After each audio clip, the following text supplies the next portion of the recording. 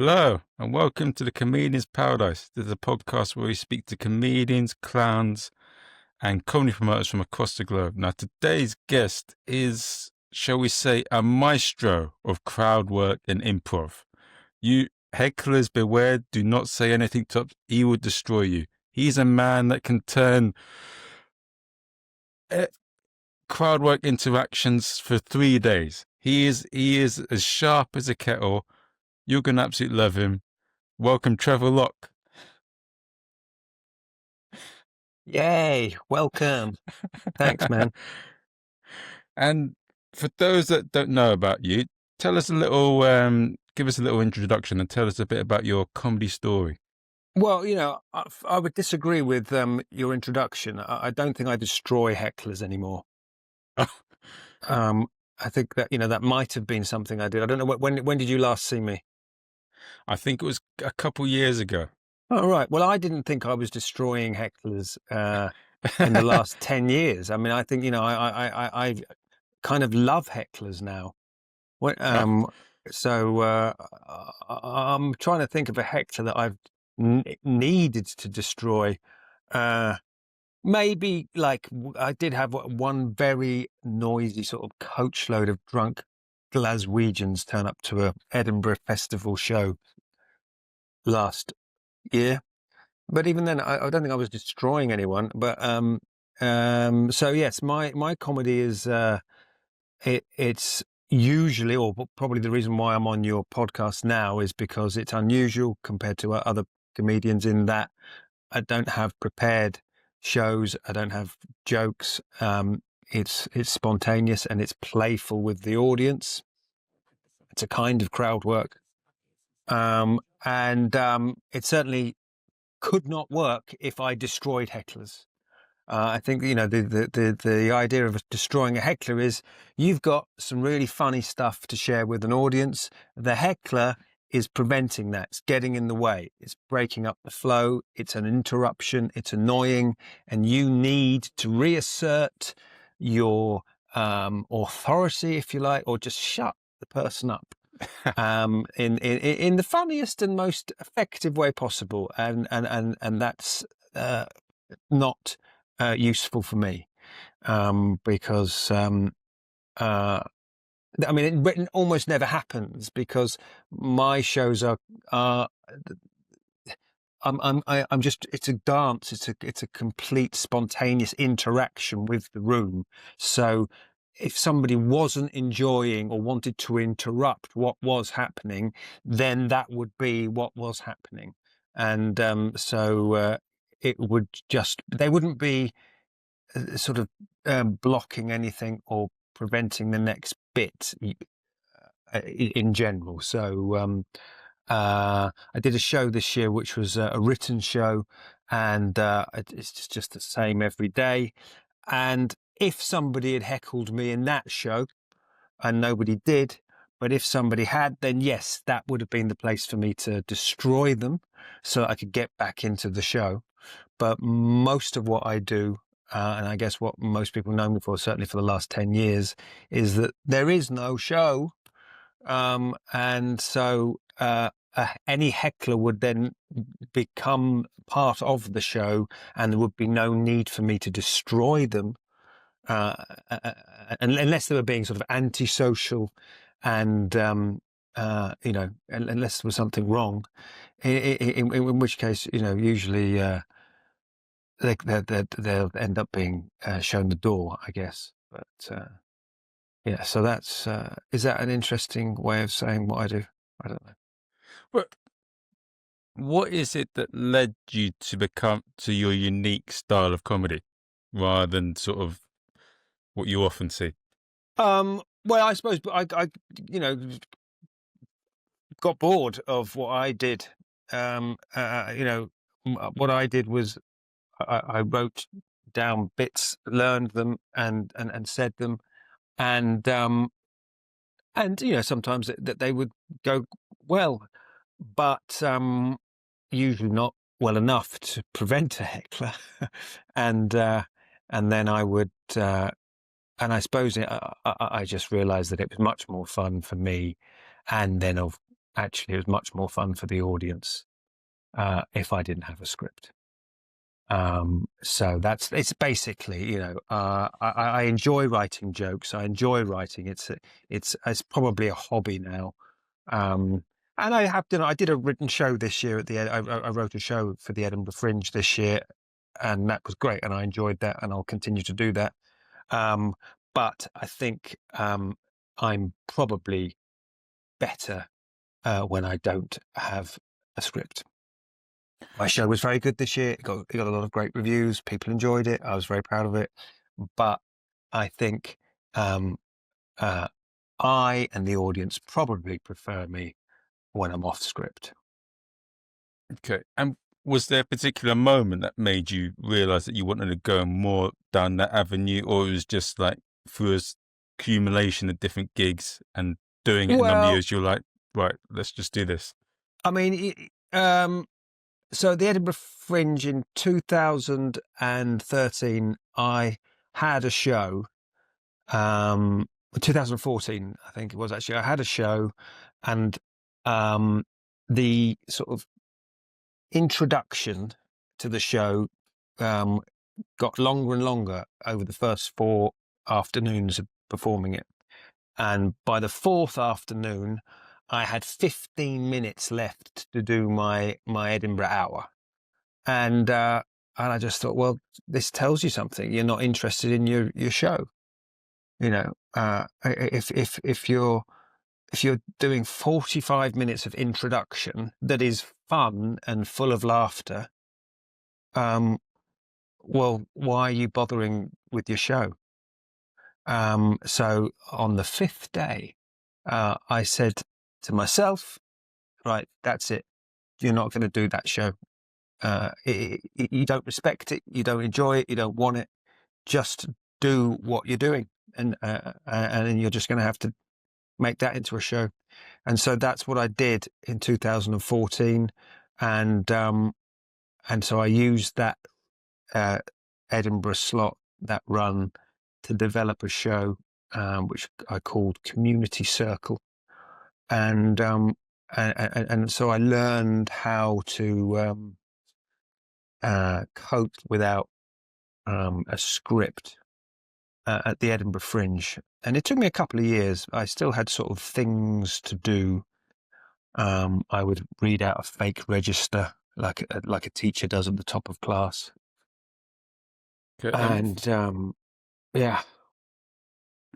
What is it? So, I mean, you're seeing a lot of crowd work clips come out now with Andrew Schultz, and a lot of comics are publishing a lot of crowd work clips. What, with you being a comic that now slightly different, what would you say are the good points and bad points of it? I know that in certain clubs, like Top Secret, people tell me that they're completely against character acts. Character acts, yeah. Well, I don't know. Why are they against character acts? That's what I've been hearing from different comics, that it's just not for the main guy that runs it. But from your side, being it is, yeah. But what would you say have been like the positives and benefits, the negatives and positives of being mostly an improv and crowd work based comic? Well, I don't see many similarities between what I do and what other people do, really. I mean, I used to have a rule: never ask anybody their name, their occupation, or where they're from, and that seems to be the thing that a lot of people do. They usually ask the person's name, ask where they're from, and what they do for a living. And it's possible that I do that, but for a while, that was like perhaps the only rule I had. Don't ask those 3 questions. The 3 rules, the only 3 rules I had. So don't talk about anything that's not happening right now. Yeah, that's the 4th rule. So I just keep it. It's all in the room, and so it's not about. People think that the past is real and that people have lives and stuff like that, and I don't really get that. too much. And especially when you're on stage, you know, you've come to a show. When you're in a show and you don't want to be talking about something that's not happening. I don't want to be talking about that anyway. That's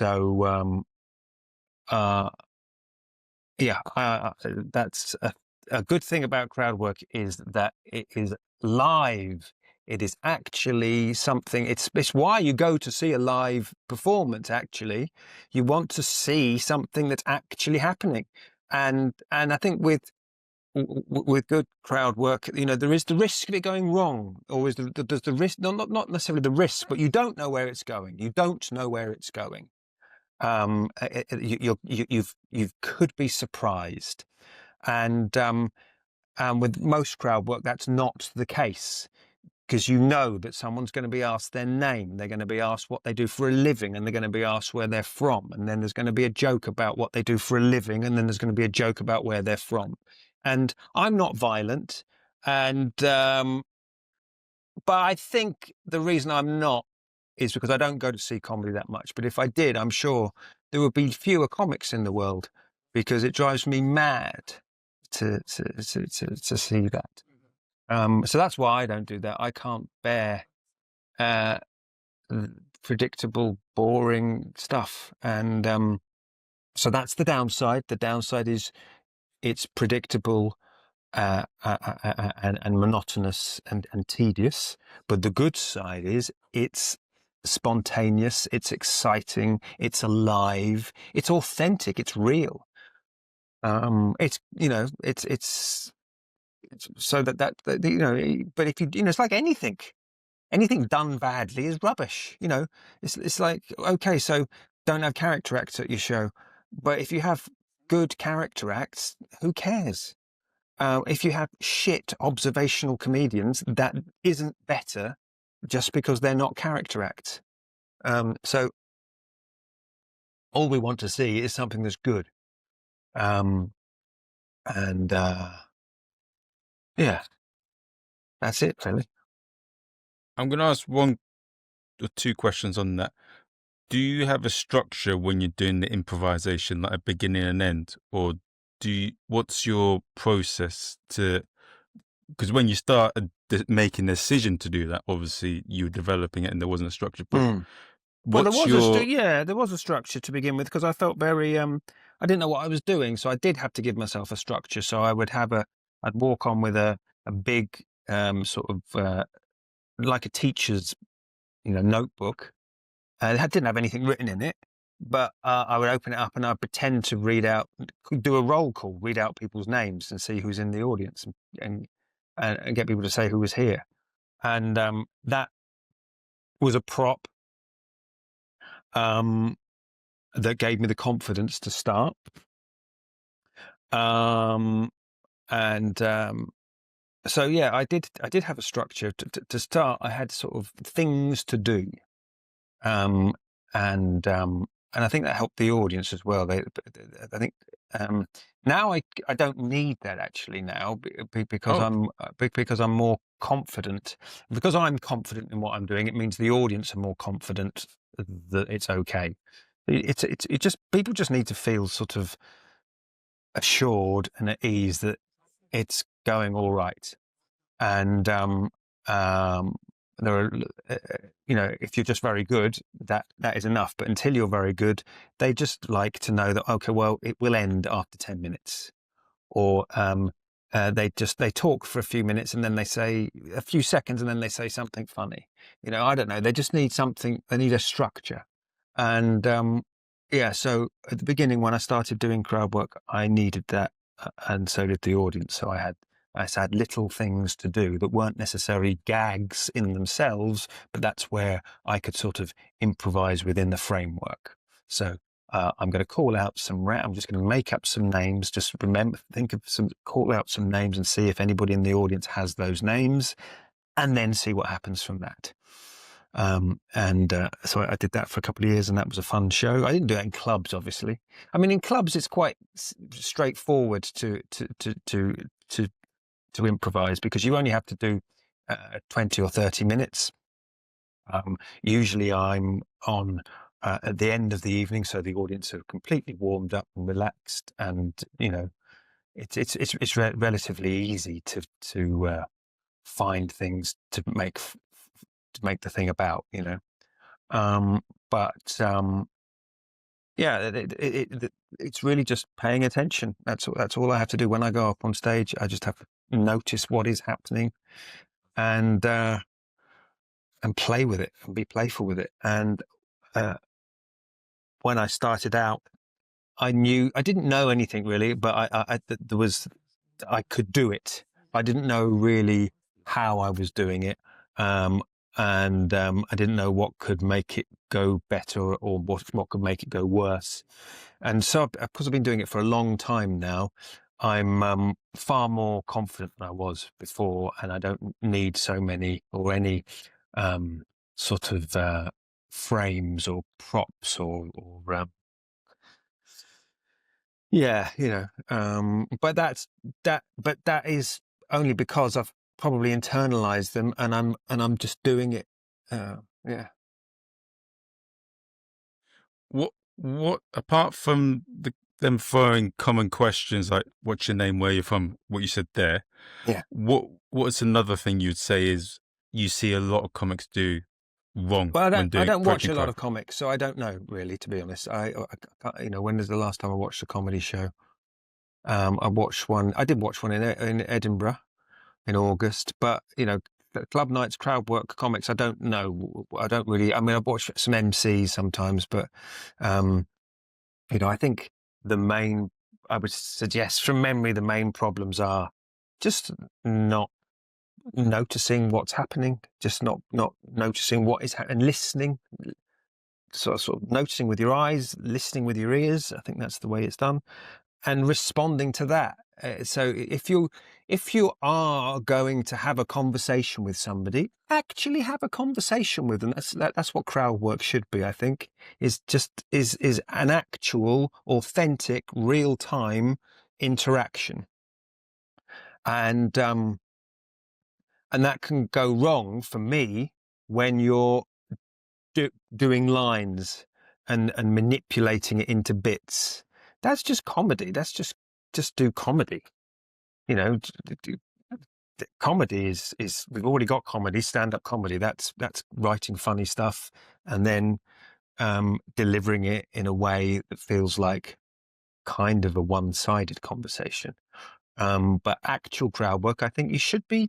It really works when you're actually responding to what is actually happening and you're listening and it's a real alive thing. So you can't know what's going to happen, and you really can't know what you're going to say until you find yourself saying it.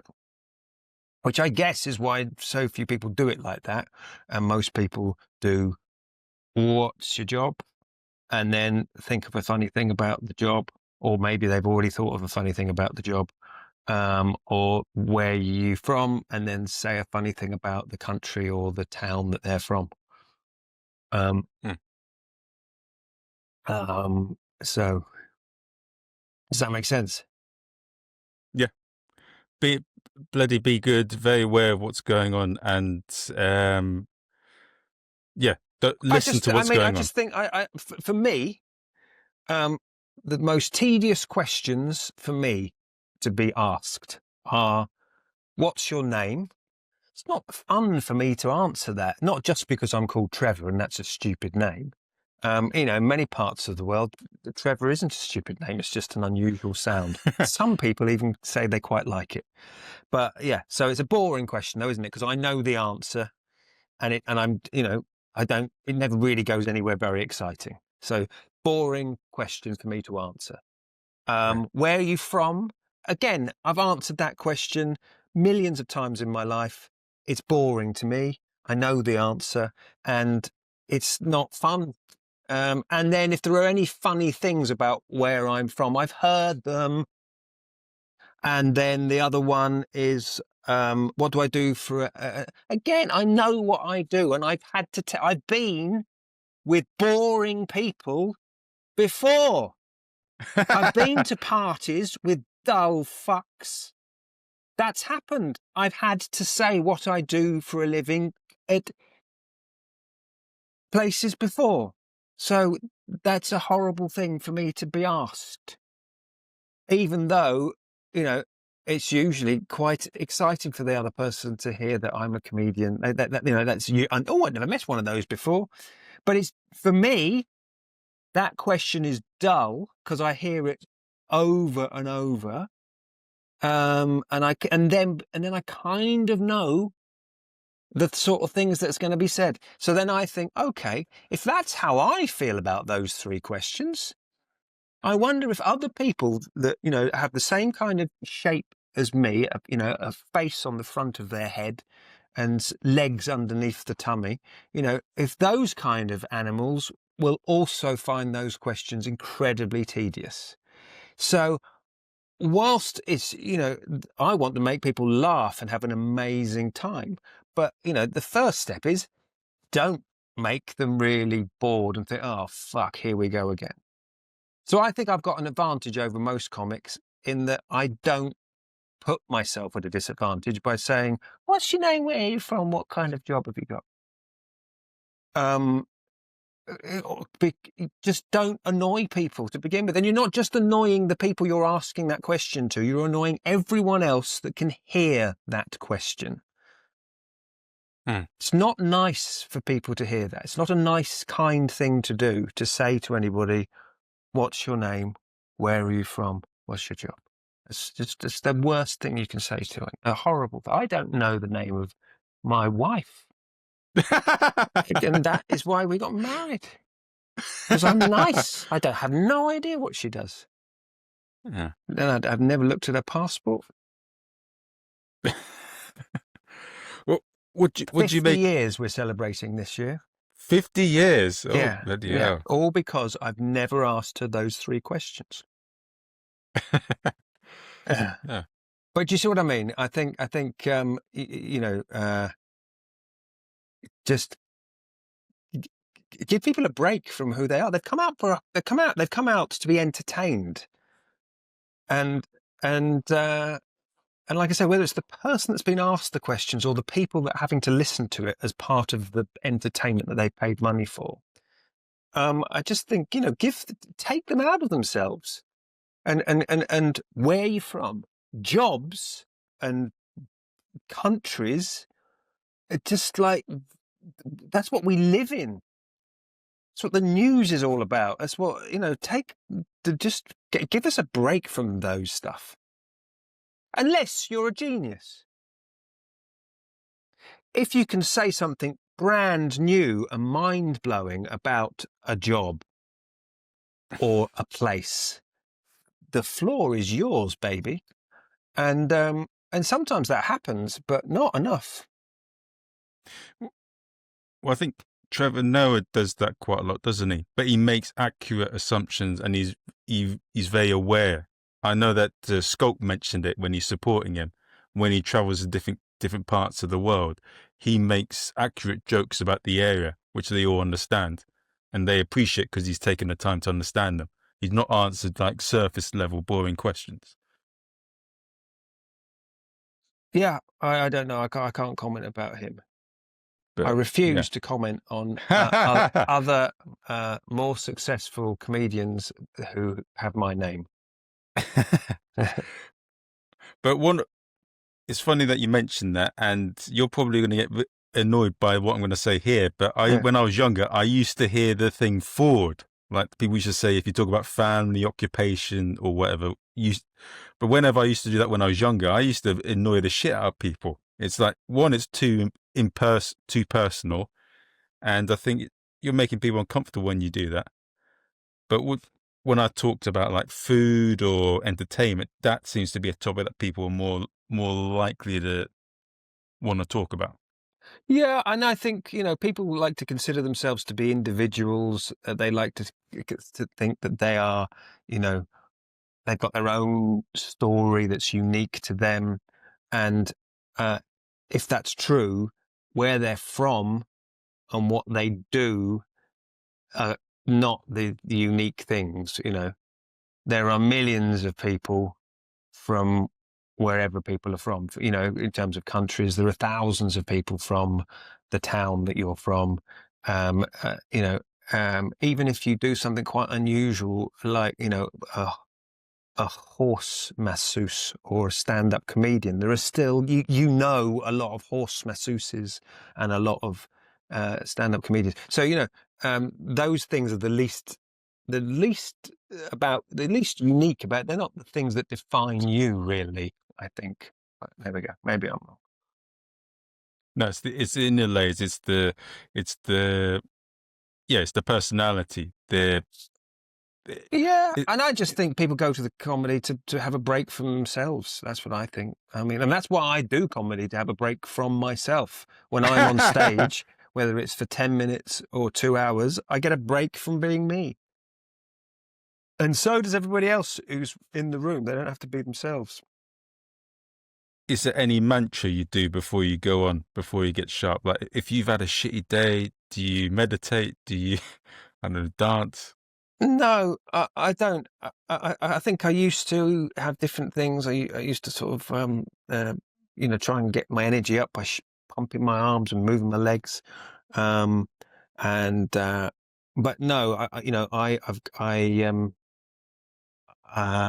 just, no, nothing. It's magic, really. I can be in such a terrible mood. I can, this year's Edinburgh Festival, I'm on stage waiting for the audience to come in such a terrible mood, or it's not many people are in the crowd, and I'm looking at it thinking, there's not enough people here for me to do a show, an improvised show, and just thinking I can't do this and how awful everything is, and then somehow once I start, it's fine. So there's nothing. I mean, that's the key. I think the key is, I don't know when this was learned, but at some point I realized I don't know how I do what I do, and and it's better like that. When I am trying to do a show, then it's 50-50. So this year, when I wrote a show, and obviously until it got good, it wasn't good, and there's nothing I could do about that, because I've got a show that I've written, I've got bits that I've written, I have to say them out loud, and we have to go through it, and it has to get better slowly over time. That's just a process. But when I'm doing my normal comedy, there's nothing that I just have to pay attention. I have to pay attention, listen, notice. That's all I have to do. If I'm paying attention and just being honest, if you like, and just letting it all come out, and not with any agenda, because a show that I've written has an agenda. We must say the bits in the right order so that the laugh comes at the end. Repeat for 60 minutes. That is an agenda, and that can go wrong. There are mechanisms. You need to say this line correctly, followed by this line, and then it's funny. And that has to be put together and worked, and trial and error. But the other shows that I do, it can only work if you kind of trust it and just go with it. And the only tools I have are paying attention, and just not trying to second guess, not filtering, not trying to do it right, not trying to be funny, just going with it, and realizing I'm not doing it. Several times I can think of shows or gigs where things have gone wrong. Annoying drunk people have walked in halfway through and been annoying and drunk, and just go with it, and it turns out that bit can then be even funnier than the show seemed to be before they walked in. But there's resistance, and there's disappointment. It's like, oh fuck, this is gonna be shit now, isn't it? And then you let that go, and just embrace it and go with it, and don't try to fix it, or try to fix it, but try to fix it in a way that is funny. So there's no agenda.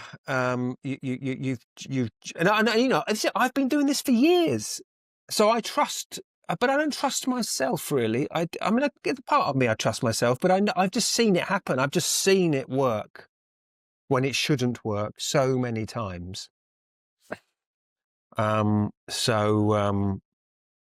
It's but I can remember why it doesn't work, and it doesn't work when you lose. You get into your head. You've got to be completely, they call it present, you've got to be completely here in the room. You're not thinking about what you're going to say next. You don't have to think about what you're going to say. You just say it.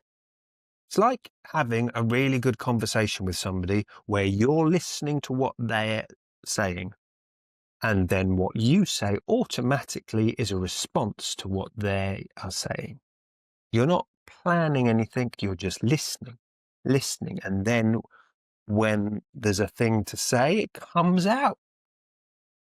That's the art of it. The art of it is just very similar to the art of a good conversation, which is the opposite, actually, or not the opposite. It's not the same as stand-up comedy. Good stand-up comedy is something that has been prepared and worked and honed and trialed and errored, and the jagged edges smoothed away over time to create a beautiful thing.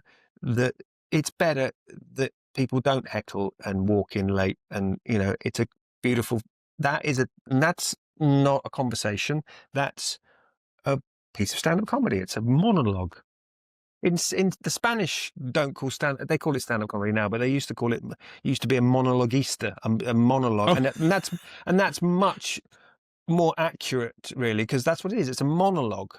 Yeah. Good stand-up is a monologue, and sometimes the monologue achieves the appearance of spontaneity, or can have moments of genuine interaction with the audience, but it's still going to a place. It's still got things that needs to happen. Whereas with my performances, nothing needs to happen.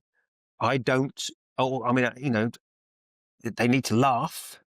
But even then, I don't even worry about that anymore, because they're in a comedy club. They come to they know what they need to do. So there's no, so even when I'm not trying to, just funny stuff happens. It's the context. I'm sure if I did theatre, people would find it, dramatic or tragic. It's just a context. You done any clowning? Because everything you said there with the clown is everything that I've heard.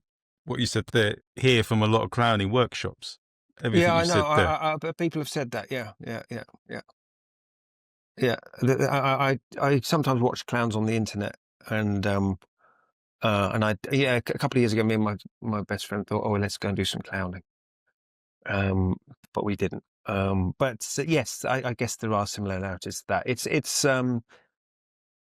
You just have to have no agenda. And you have to, that's it. That is it. I mean, it's more than that, but that's a big bit of it for me, is not knowing what I'm going to say, not caring that I don't know what I'm going to say, not just accepting whatever is happening in the room, whatever I say, whatever is said back, whatever happens. And just notice, and as long as there should be, you're getting a sort of feedback loop. It just sort of naturally builds. If you're paying attention, you're building something. So my shows are built. They're constructions, and they're built on observations in the room right now. They're a conversation, I guess. Yeah. Yeah. Some audiences, it's literally a conversation. From what you said there, what is your learned process for dealing with it, a show or a set that goes a bit funny or goes the wrong way? Well, they can't go the wrong way, because there's no way that they should be going, if what I mean by that is it all because you've built this tough skin? If it doesn't go as well as you would like, you're just... So it never goes as well as I would like. I always want it to go better than it did. I mean, you know, I'm always trying, yeah, I mean, and in any moment, I'm trying my best. So there's nothing different. Do you see what I mean? So if it's going amazingly well and everything, there's a laugh every 15 to 8 seconds. There's a laugh, and there are applause breaks. I'm still noticing. I'm still, doing it. And if there aren't laughs and people are walking in late, or people are walking out, or people are complaining. To be honest, I like that. I work with the when a bad thing happens, that's like, oh, now I've got an angle. You're looking just like I'm just looking for material to sculpt with. I'm looking for energy to move and transmute. So what would be a bad thing? A bad thing would be just like a very polite audience, maybe. But then, even then, that's something to work with, So it's all something to work with, and I've got a bag of tricks. So when it's an awful audience or awful conditions, I'll pull out all the stops, but there isn't a sort of a flow chart of is the room unbearably hot and the microphone not working, and people are very drunk because the show's running an hour late. Yes. Well, then you should, I don't have a sort of, it's unconscious, really. I don't have a checklist of what I should be doing under a particular circumstance. I'm in the middle of a joke, somebody heckles me, well, then, I know what to do there. You assess whether you can ignore it, whether you can incorporate it into the joke, whether you have to abandon the joke and address what the heckle did. Can you then go back into the joke? Do you need to just start again, or give that person a lot more attention? Do you have to destroy them, as you pointed out in your opening, so that's a warning and it will never happen again? Yeah, those are all things you can do as a comedian. But what I'm doing isn't like that, because I'm not going to be interrupted, because there's nothing to interrupt, and the interruption will then be it. I haven't got a beautiful, wonderful, funny bit that can be interrupted. I have now, because I wrote a show, and I do have that. And thank God, at 1 o'clock in the afternoon, nobody wanted to interrupt it. But yeah, so yeah, if I do that on tour this autumn, and it's 9 o'clock in the evening, and somebody shouts something out, I'll have to deal with that in the way I've just sort of, I just think, well, what can I do? Can I just ignore that? Can I just get in and out with a quick gag? Do I start the bit over again? Do I need to do a big bit just to make sure that never happens again? Those are things that all comics learn. But with my shows, it's just like you're making a ridiculous cake, and if someone brings half a pound of shit, then that has to go in. That has to be mixed in, and somehow you've got to make it work. You know what I mean? Everything is it. Everything is it. And that was my sort of, when I started doing it, I thought, because I was, I've never been a successful comedian, so I've very rarely, unless when I'm supporting other comedians that were more successful than me, I never get to play really nice theatres. I get to play places that aren't adequate. So I have to deal with, really unusual conditions. It's very, very hot. It's very, very bright. it's very, very noisy outside. The microphone doesn't work. There is no stage. The audience are better lit than I am. There's a salsa class happening in the same room. Whatever. So I thought, well, just embrace this. Just work out how to have an act that nothing can ruin. So now, occasionally, I do play perfectly lovely, beautiful venues, and that is tough for me. Then I've got to be really good, because there isn't going to be somebody who looks like a homeless Jesus walking in off the streets.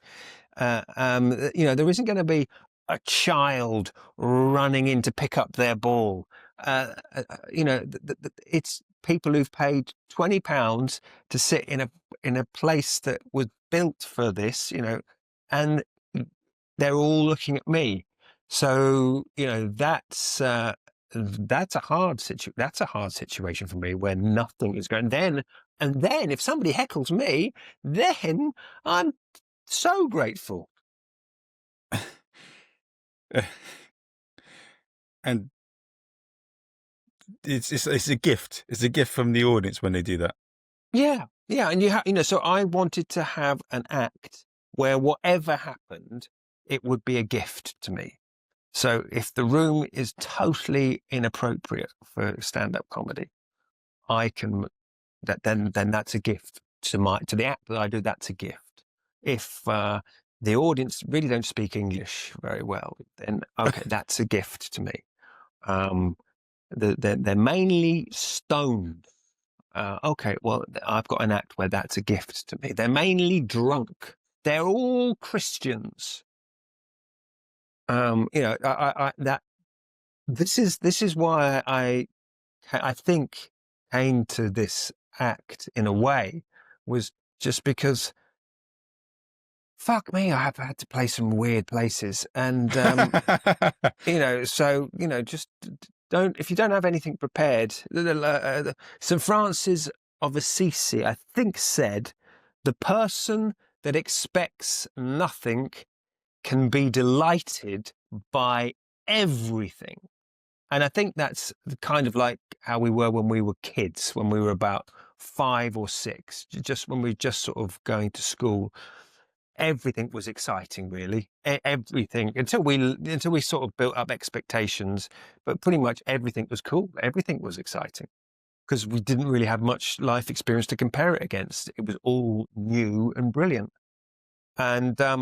And so, when I've got some fantastic jokes and a really clever opinion and a great analogy and a wonderful bit of wordplay, then I need an audience that can appreciate that. But when I don't have that, then, when I've got nothing, then I can handle it. I can handle everything when I've got nothing, And then when you're at the fringe with your audience that love what you do, it's a piece of cake. It's not. It's hard, because they think, oh, it's got to be brilliant now. They've seen me so many times, and and I disappoint my fans more than any other comedian, I would imagine, because they see, they probably see some amazing shows, and they're like, fucking hell, I've never seen anything like that.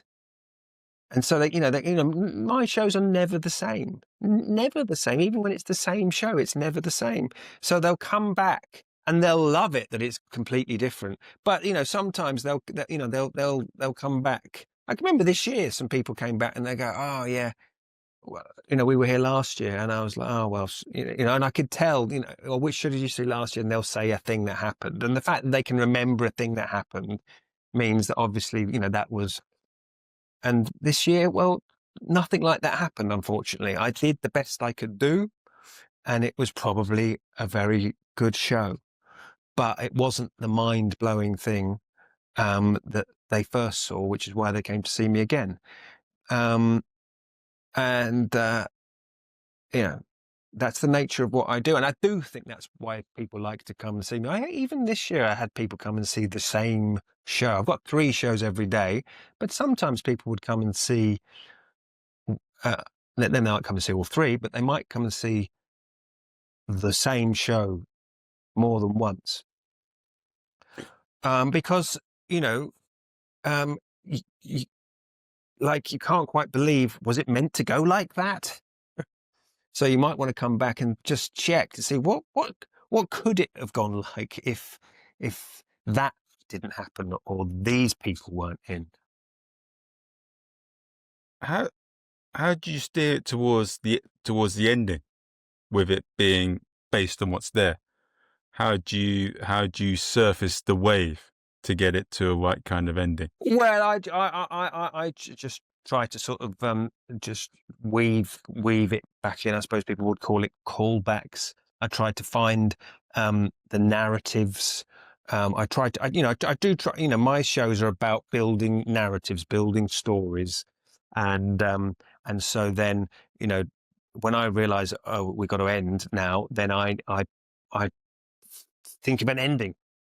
Think of an ending. So if it's two people that I so sometimes I pretend that two people are enemies, or that one person has to do something. I mean, it's all fantasy, really, but then we need to get them to do it, or that person has to agree to that. I look for a goal. I manipulate a goal.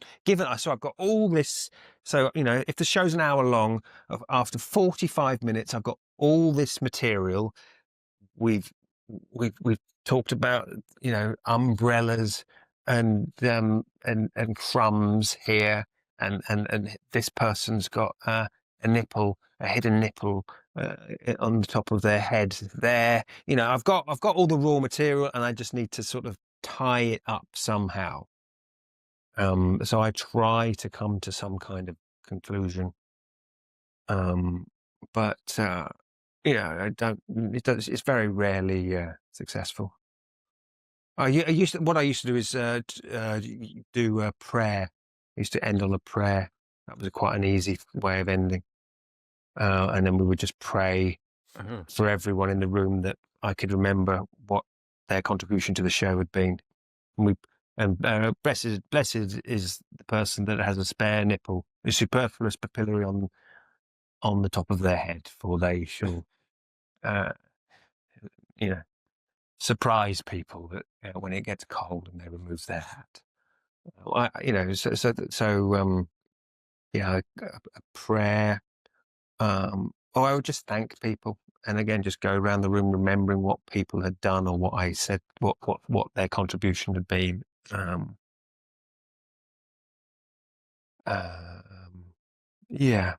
Sort of reference what has gone before. Reference what has. I mean, that's life. It happens all the time. The only reason you know who you are is because you're all the time you're remembering your life. You're referencing what has gone before and weaving it into what's happening now. And so that's at some point, if it's after 10 minutes, 20 minutes, or an hour, or however long my show has to be, I will look back at how it began. You do that every year. You have a birthday party, and then you've probably got a family, or you might have some relatives, or you've got some friends, and that gives you the sense of, that gives meaning to you as a person, and with someone with a life and achievements. And that's kind of what happens in a show, is that we go back to something that happened early on in the show, another thing that happened, the memorable moments, and sort of tie them up and give them a context and a meaning. And also, I like it in my show because people they've sat down in with a bunch of strangers, essentially, at the beginning, usually. And then by the end, even if it's only 20 minutes, they'll feel like they know the people that they're sitting with by now. So I sort of acknowledge that. So that there is it's a different room. Even if it's 20 minutes, even if it's just a 20-minute spot in a gig, at the end, just notice how it's a different room now. Because it will be a different room.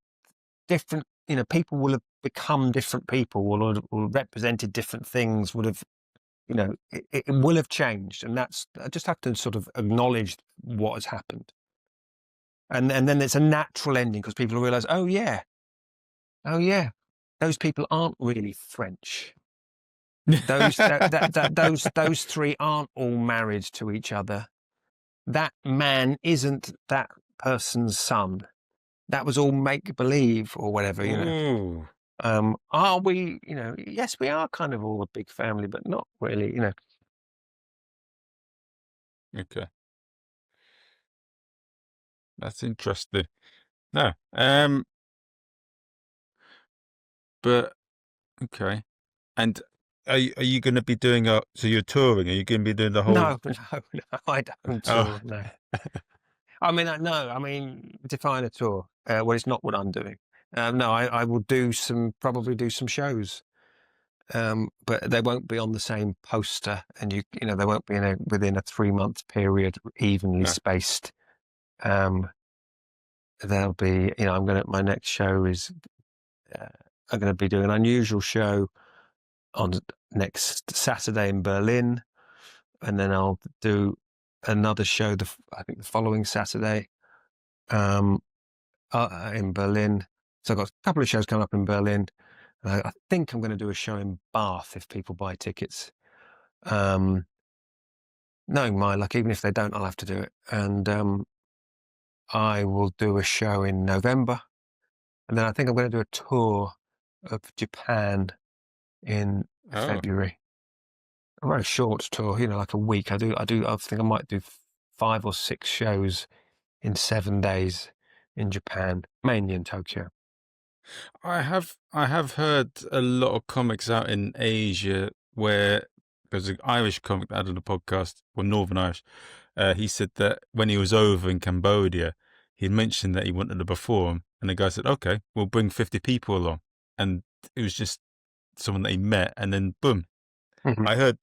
Does that happen a lot with the shows you've done in Asia as a whole? The Irish people turn up with 50 mates. Well, I heard that's what happened to him with a few when he was over there. Right, yeah. No, I mean, Aidan Killian, who is an Irishman, he organised a tour for me 7 years ago when he was based in Bangkok, so I did a tour, sort of one night stands from Bangkok, Myanmar, Singapore, Taiwan, and Japan, and then I realized, oh yeah, there's loads of gigs in Cambodia and yeah, and so now I've sort of I've made friends with people in Vietnam and Cambodia, and everybody speaks English everywhere. I've noticed that. So and everybody's doing comedy everywhere. So there's comedy scenes in towns in Cambodia and Vietnam, obviously in countries like Malaysia, but and Singapore. But in Tokyo, there are a small number of people that speak English that want to see English language comedy. So yeah, it's much easier than you'd expect. Yeah. I know that Victor Etruscan does a whole year of tours. Does loads of tour shows based on all of this. Yeah. Who's he? He's a Romanian comedian that used to gig a lot in London. Yeah. I know Victor. Yeah, sorry, it's the way he pronounced his surname. Yeah. No, Victor's the king of that. Yeah. It is fantastic. I admire him. Well done to him for what he's done with that. Brilliant. Yeah. I don't envy him, but he's happy. Yeah. Yeah, that's the right thing. I mean, the guy is always on the road. But in a way, that's what a wonderful way to live. Yeah. All the stories he has as well. Relatively. Yeah. No, he's a legend. He is a living legend. Yeah. Yeah, he's brilliant. I'm not seeing him in a while, but I'd love to go and watch one of his shows and see how his act has changed. 'Cause I've not seen him for about, I think maybe, yeah, I don't think I've seen him since 2019. Yeah, well, I've gigged for him. He has booked me, and I'm just trying to remember if I saw him do any comedy. Yeah, I think yes, he did a show. He hosted a show, I think, in Yeah. Berlin called. He does a show themed around love called "Failing in Love," and yeah, I've heard great things about Berlin. I'm hearing so many things about it from like all sorts of performers that it's a incredible, thriving art scene at the moment. right. Yeah, well, I'll find out for you. I'm going on. I'm literally doing a gig in the art scene next. It's an art exhibition, a figurative art exhibition called Bushy Pony, and I am going to do some unusual kind of show there for the opening night, which Okay. hasn't been actually nailed down what yet. But yeah, but no, Berlin's fantastic. Yeah, It's in the pipeline. yeah. So one thing that I do want to ask as well is you also run like a comedy writing gym as well, on top of being a famed improvising. Occasionally, yeah. I mean, it's on demand. So, sometimes it's busier than others. I do a couple of things. I do reality games and Joke Hospital. Um, and yeah, those are sort of so Joke Hospital it's joke writing really. Yeah. And reality games is a bit more broader than that and is not really for comedy. What made you do both of those? Like, Well, when I was touring, particularly when I would go abroad to, Istanbul or somewhere, Barcelona, um, I would be asked, uh, people would ask me, can you do a workshop? And, um, and so I would do a workshop for the local English language comics. It was called Joke Hospital. And, yeah, so, uh, uh, in small places. I mean, Istanbul's not a small place, but in terms of English language comedy, it's a small place.